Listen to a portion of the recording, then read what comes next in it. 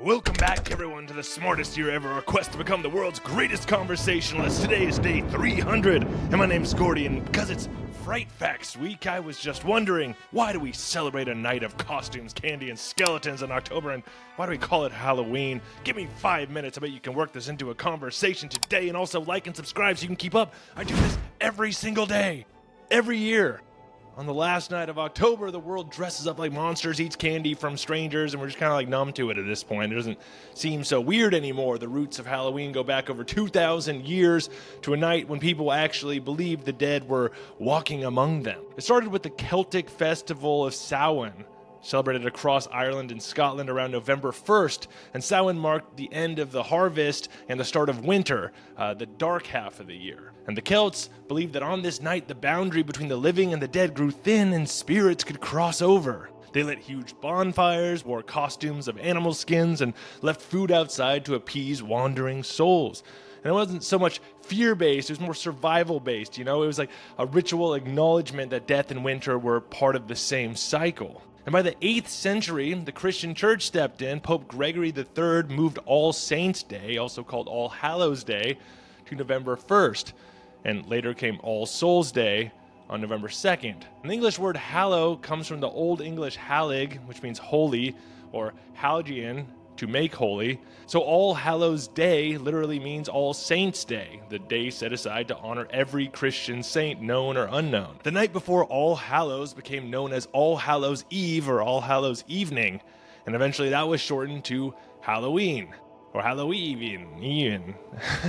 The church didn't erase Samhain so much as repurpose it from honoring pagan spirits to praying for Christian souls, but the timing, the fires, and the sense of spiritual overlap stayed the same. And through the Middle Ages, the custom evolved into souling.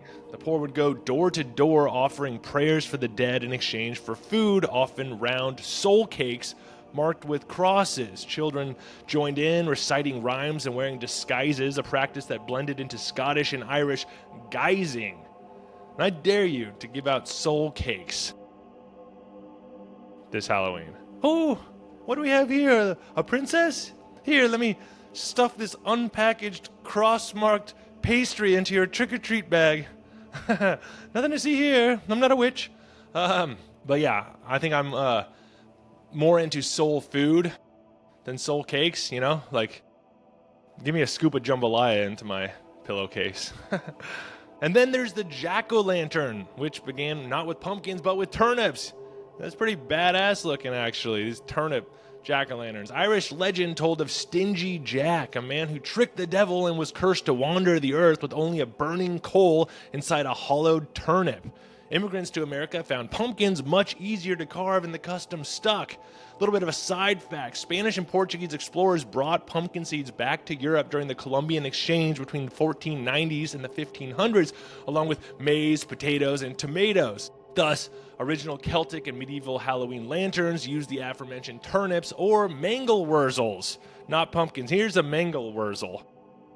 There's like, hey, what should we name it? I don't know. What about, mangled? I was like, yeah, it kind of does look like mangled. Yeah, good call. In the 19th and early 20th centuries, waves of Irish and Scottish immigrants brought these autumn rituals to the United States.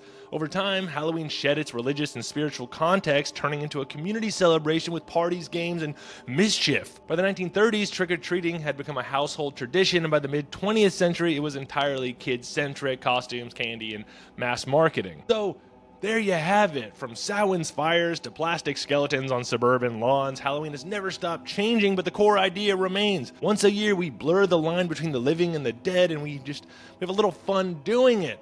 That was the 300th episode of the smartest year ever. Pretty wild. We were on the absolutely on the home stretch here, so I got a couple more months to figure out what I'm gonna do with this in 2026, but thanks for being here. Go check out all my sources, which can be found in the YouTube description. Leave me a comment, rate, like, subscribe. Let me know if you have any weird Halloween costumes you've dressed up as in the past. Check out the short version I do of all these on social media.